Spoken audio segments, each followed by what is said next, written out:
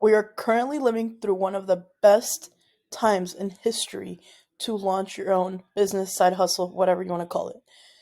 Now more than ever, it's accessible because just a few years ago, you had to actually invest thousands of dollars just to gain access to information. Information is widely available now. So you no longer have that problem. A few years ago, you had to also invest a lot into technology. There's a lot of SaaS companies out there that can help you launch business now, and really, really easy depending on your what type of business you have. And this is why we're seeing kids, literally kids on YouTube reviewing games, making millions of dollars, all the way to like high school teenagers, young adults. They're selling things on TikTok Shop like shirts and merch and candy and rocks and crystals and all these different things, and they're making $40,000 a month, $50,000 a month just selling products, right? And then you have people that don't necessarily need to go to college. They're making 50K, 100K, even $1 million a month selling courses, coaching, consulting, um, SaaS products, masterminds, etc. Right? So, and the list goes on and on and on. So, right now, we're living through one of the best times in history to launch something of your own. Now, because of the rise of AI, everything just became so much easier and faster and better and affordable.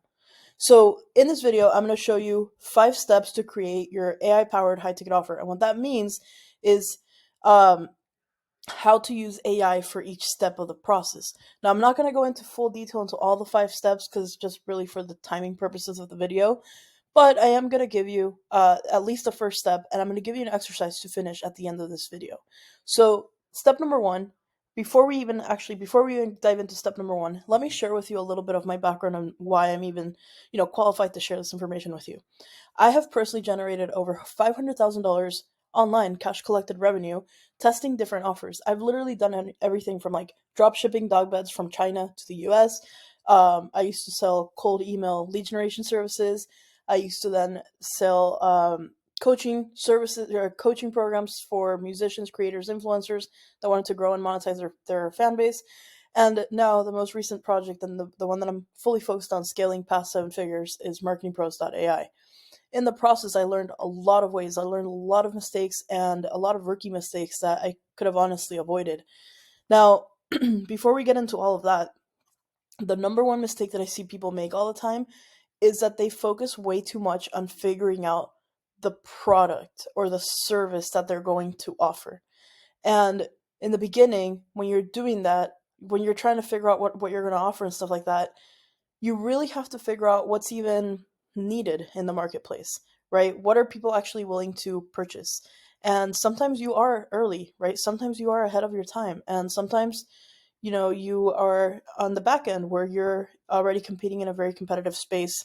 It's already been saturated and stuff like that. So you have to be able to be agile and flexible to try and actually test your offer before even spending so much time into the development of it. So the way that you do that is you actually start by launching test runs, right? And I'm going to get a little bit more into that in this video. But for anyone that doesn't think this is possible, I literally am a living proof of this. About 10 months ago, I started marketingpros.ai. And if you go on my LinkedIn, you can literally see the pivot.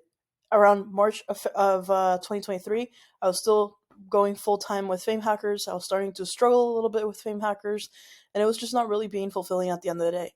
I had an amazing experience with all the artists that I worked with and all the clients that I had. Really grateful for them, really grateful for all the experiences that I had also with them. But at the end of the day, I started to feel like I was outgrowing the market. I started to feel like my skills would be better valued and better appreciated outside of the music industry. And I said, let me just try. Let me start posting about it on LinkedIn and let me start including how I would use AI with my marketing and sales skills that I have spent a lot of time and a lot of money investing and developing and developing and developing, right? So I started posting and sharing my insights, things that I've learned, all these different things, and I started getting really good feedback. And people started telling me, "Wow, that was really good. That was really insightful. I never thought of things like that way or whatever," and it motivated me to keep going. Within 3 weeks of my posts on LinkedIn, I had one of my first posts go viral. And at that moment, I was like, wow, I just spent 2 years posting and posting and posting on TikTok, on YouTube, on Instagram, and I was talking to the wrong audience because it was not being as well received. And going viral was an indicator that now I was talking to the right audience because they actually found value and found it insightful. and it happened to be related. It was like about Canva and ChatGPT, so it happened to be related to AI, but it was just it was a few things. It was a novelty factor, but also the marketing strategy that went behind it. And that's when I realized, okay, I'm talking to the right audience. And and to prove it, I had to start testing offers. So immediately I just started, my post started ending with like, DM me if you would like some help. And then the help turned out on the Zoom calls, we would figure out, well, what is it that people want, right? And we would test hypotheses, and then we would try it. We would test it, we would deliver the service, and then from there we would actually see, was that easy to do, was that fun, was it a lot of headaches, was it, scalability of this, all the different things. And that allowed me to figure out what I do want to do and what I don't want to do ever again. So I generated with marketingpros.ai, I generated about 300,000, yeah, $300,000 collectively in the last 10 months without having a website, without VC funding, and without really having a solid product yet. As a matter of fact, I went from month 0 to month 6 approximately of testing offers and testing different value propositions and services, etc. It wasn't around the summer, end of the summer, October to be exact. It wasn't around like end of September, October, that I finally landed on, this is the product. And immediately it grew. And it grew so fast that we were actually able to generate, $150,000 or a little bit over that in the last quarter, because we finally found product market fit, and I found a way to make it scalable. So now it's easy for us to onboard people into that particular program. So again, I wouldn't have gotten there if I didn't test first. Before we jump into today's exercise, I want to take a moment to share that if you are currently struggling with figuring out what your offer is, and if you're currently trying to figure out who is it for and what the audience is for and what you actually need to do to launch your MVP so you can start getting data and possibly some paying clients, and then that way you can actually, start building an actual offer, I'm having a 3-day bootcamp February 13th through 15th at the time of filming this video. It's, if you want to learn more, go to marketingpros.ai/bootcamp. I'll also drop the link in the description. But in this training, I'm going to show you how you can actually use AI to help you not just create the high ticket offer, but actually create the deliverables of your high ticket offer. So let's just say that your offer ends up being like, create a course. I'm going to show you how to use AI to actually create that course, so you don't have to do it all the manual way. And then I'm going to show you what is the way to actually launch it into the marketplace, and you can start testing it and you can start generating new clients. So this is for you if you don't have an offer yet, if you don't have a business yet, but it's also for you if you have an existing business and you're struggling to pinpoint your offer. So whichever bucket you fall into, if you've already established product market fit and you're scaling, this is not for you. But if you're trying to figure out how to optimize your offer, and if you're trying to figure out, how to start an offer in the first place and how to use AI for all of it, this is the best place for you. Now, for a training similar to this one, you would normally have to invest $1,000 or even $5,000 if you went with coaching programs and stuff like that. I'm not going to do that. I wanted to make it accessible, and I wanted to be able to give back and help to the community. So it's only at $47. It's a one-time payment, nothing else. All you have to do is just sign up. I'll leave the link in the description. Now, at the time of filming this video, this is not fake scarcity or anything like that. Zoom literally only allows you to have 100 people in the room. In the past, my previous bootcamps have sold out, and what happens is anyone over 100, it just becomes really challenging. Even though we've done the upgrades and things, there's always tech issues. So we have decided to avoid tech issues, we're just going to cap it at 100 people in the room. Now, what this means is that right now, as of this morning, there's about 30 seats left. So if you do want to join the bootcamp, or if you want to catch the replay of the bootcamp, go to marketingpros.ai/bootcamp and sign up. And that way you'll be granted the replay. As soon as the calls are over daily, we'll send you the replays via email and stuff like that. But that way you will have it. And also, not to create fake urgency or fake scarcity or anything like that, I truthfully, honestly, 100% transparency, I don't know if I will do this bootcamp again. And the reason why is because I usually do different bootcamps on different topics. Few months ago, I did one on how to grow and monetize your LinkedIn. Then I did another one on how to use AI and automations in your business. I did another one on AI and automations, and now I'm doing one on offers. So will I do the offers one again? I honestly don't know. It really depends on demand and if people ask for it. This is literally the reason why I'm even doing this one right now. It's because I noticed after speaking to a lot of different people that the biggest problem that people are having right now is figuring out what is their offer. So here we are. All right, so let's get into it. So today, I'm going to show you like essentially 5 steps that you need to take to create an AI powered high ticket offer. And this is not in what I'm going to share with you is not like it's different. It's a little different than what you're normally used to seeing. But the way that I'm going to share with you is how to do it so you can get launched into the marketplace, so you can start collecting data. Because without data, we're just making guesses. And we can't make, like, you literally cannot afford to make guesses without data because you're just going to be, running like one of those hamsters in a hamster wheel. You're going to be spinning and spinning and spinning, not knowing what direction to go in. But when you have data, you can make better decisions. You can make better marketing decisions and all these different things. So, step number one, you need to gain clarity on what your skills are, right? Like, what are you actually good at? For example, if you are trying to launch a marketing agency, but you don't know the first bit of marketing, you're going to have friction. But if you want to start a marketing agency, and maybe you want to start a marketing agency in like the real estate space, and you just don't know the real estate space, then you're going to have friction on the space. But what if you are familiar with the real estate space, and what if you already have learned the basics of marketing? Now you're getting somewhere, right? So, like, what are your actual skills? What are you good at? And then let's focus in on that. And at the end of this, not at the end, but towards maybe in like 5 minutes or so of this video, I'm gonna actually take you to through an exercise to help you figure this out and why it's important, all of that. So step number two, you want to figure out your pricing, right? You want to figure out how to actually craft a compelling MVP or idea for an MVP, what your business model is going to look like, how you're going to price it, how you're going to, launch it, and all these different things. You want to start figuring out what is it that you're going to offer. And again, this all depends based on what you're creating, to who you're creating it for, and stuff like that. Which brings me to step number three: you have to identify who your ideal client is. Now, when I say identify your ideal client, I'm not saying like it's uh I don't know, it's not like a family that lives in a 4 bedroom house in Iowa, right? That's not what I'm asking right now. What I'm asking with ideal client is mainly figuring out what are inefficiencies, um challenges, goals. What are like the things that they're actually struggling with? And when you're able to figure out those struggle points, right, those like inefficiencies, and you can then brainstorm based on your skills, how can you make it better? You now are closer to creating an offer.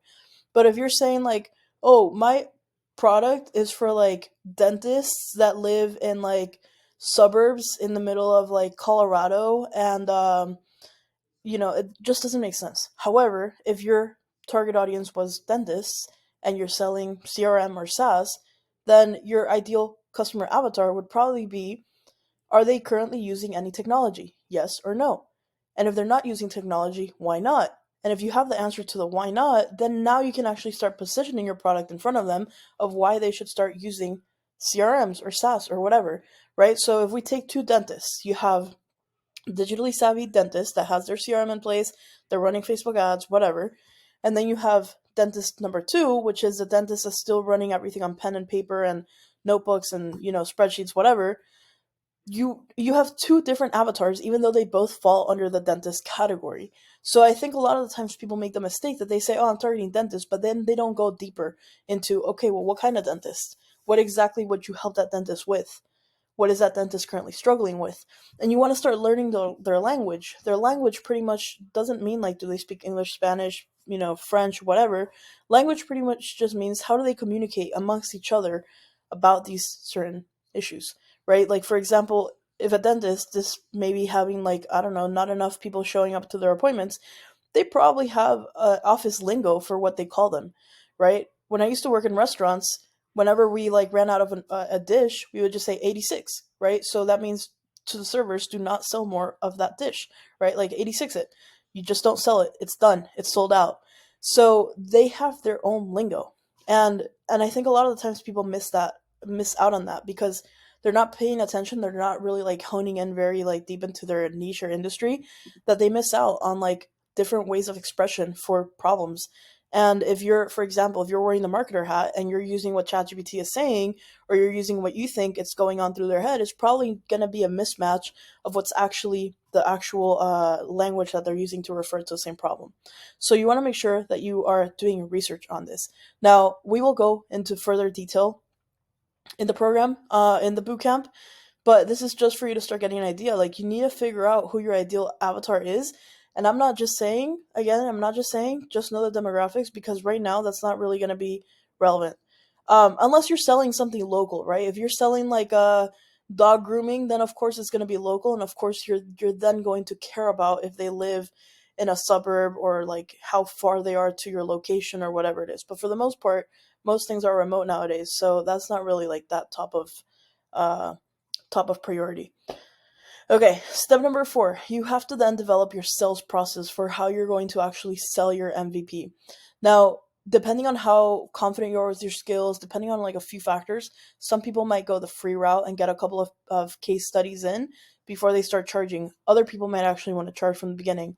Depends on your positioning, depends on how much trust there is between you and the person. Again, a lot of factors at play, but you do have to start thinking about how are you going to offer this. Are you gonna need landing pages? Do you have a CRM? Are you gonna send out emails? Are you going to set up a website? Are you going to set up flyers? Like, what is your method for launch?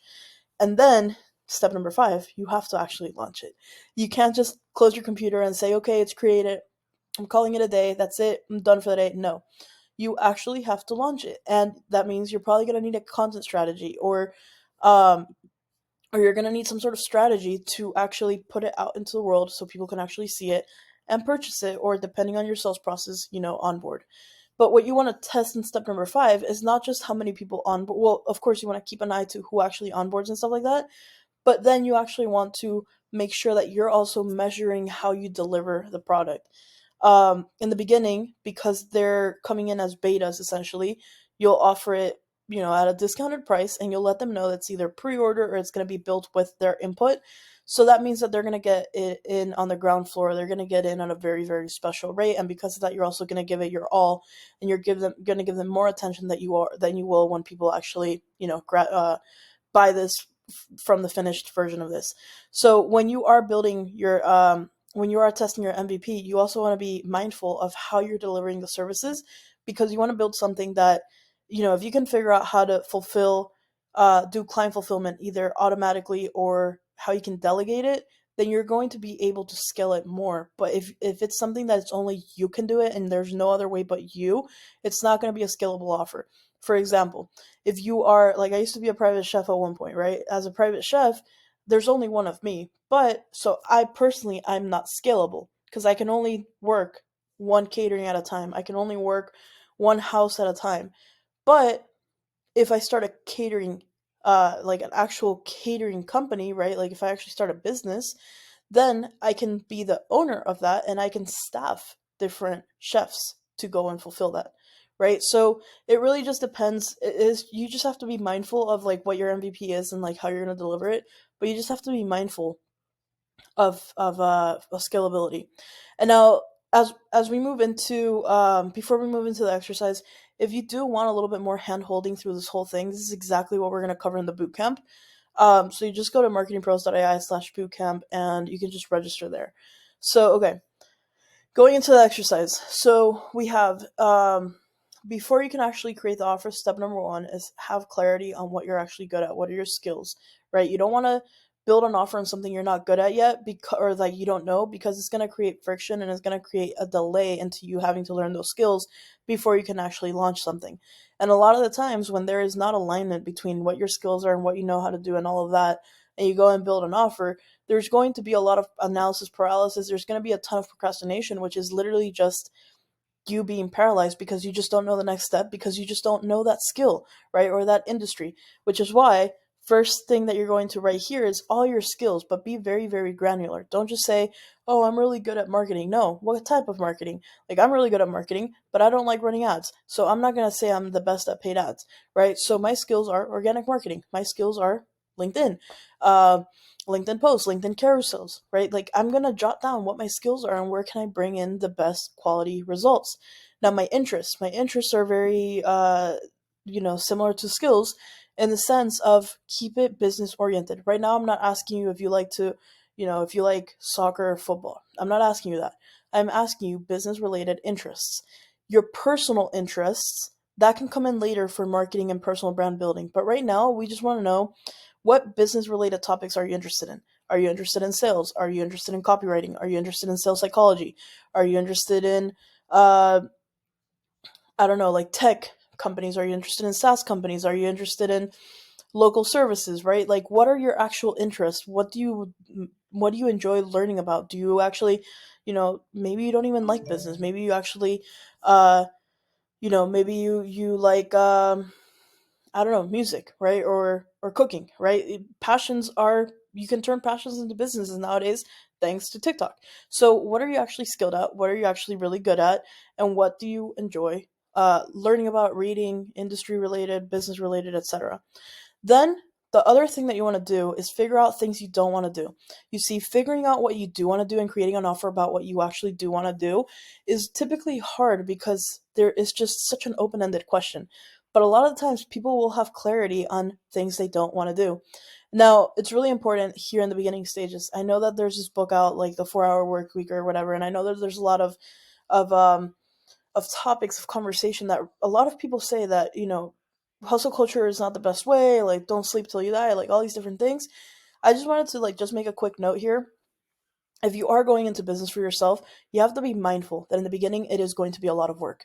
Any of these books and any of these motivational, speeches and topics or whatever that are saying that you can have time freedom, it can happen, right? It has happened for me. But when I'm starting a new business, right, marketingpros.ai, it has not been time freedom because I have to actively build it, right? I am the vision, like I hold the vision, I hold, pretty much all the things that I actually want to build. Now, do I delegate? Yes, I delegate often. But I just wanted to make sure that you understand that if you want to start a business but you have no interest in paying attention to your business, then you probably shouldn't even start a business in the first place. Because if you start off with that mentality of like, yeah, I want to have a business, I want to help people, but I literally don't want to work more than 1 hour a day or 1 hour a week, then if you don't want your business is not going to want you, right? So you have to make sure that you understand that in the beginning, yes, it will take a little bit of time, sacrifice, determination.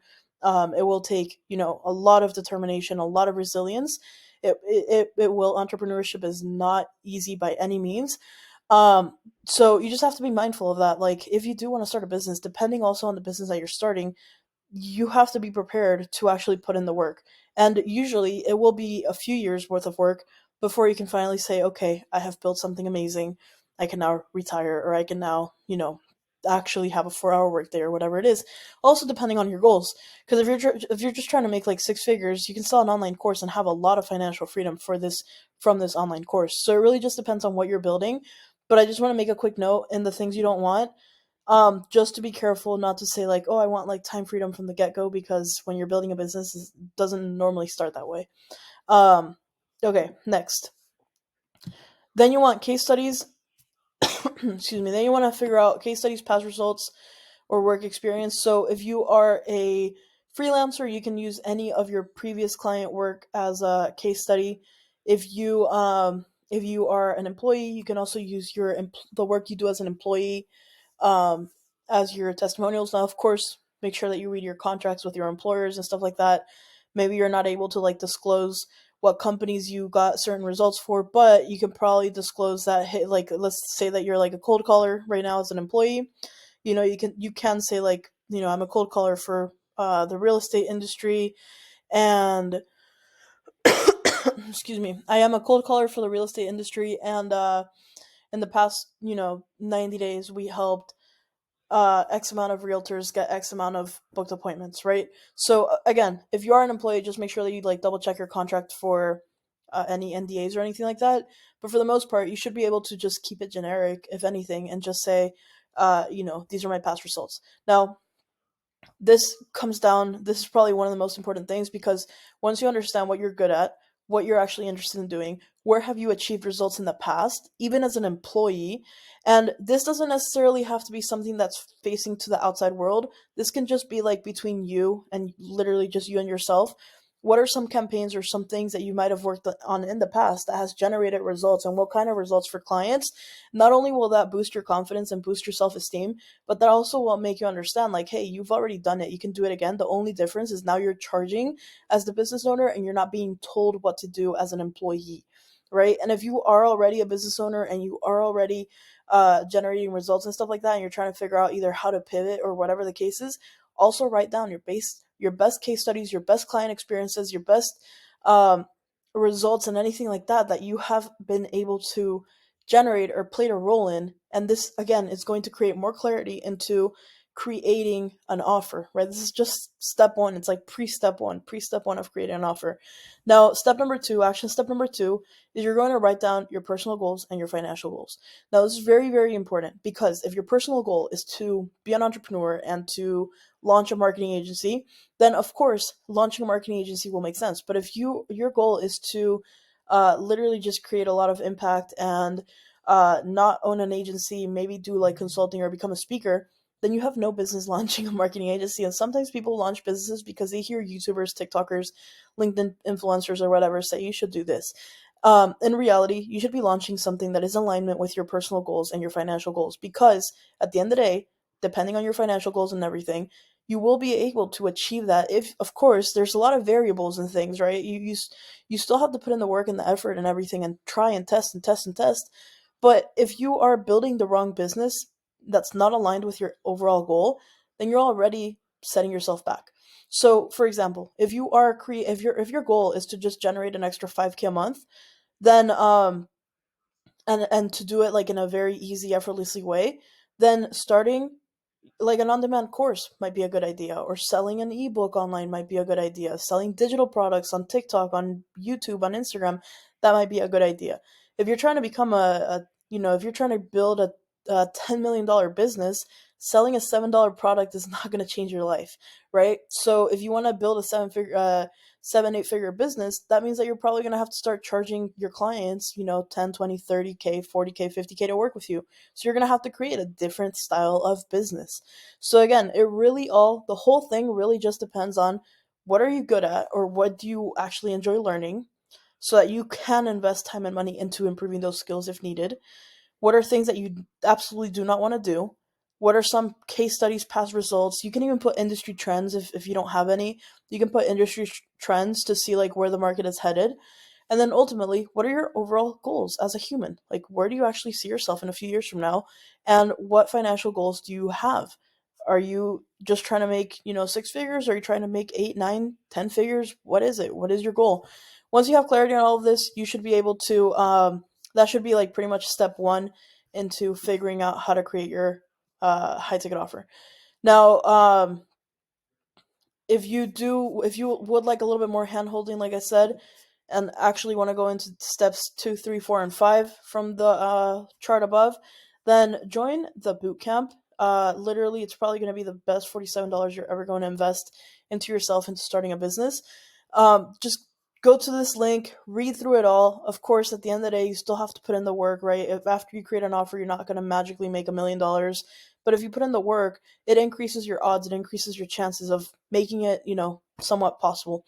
So if you have any questions, just let me know. Otherwise, hopefully I'll see you in the boot camp, and yeah, I'll see you in the next video. Don't forget to like, don't forget to subscribe, don't forget to leave me a comment letting me know if you found this helpful. And also, if you have any other questions for future videos, thanks again for watching. I'll see you soon.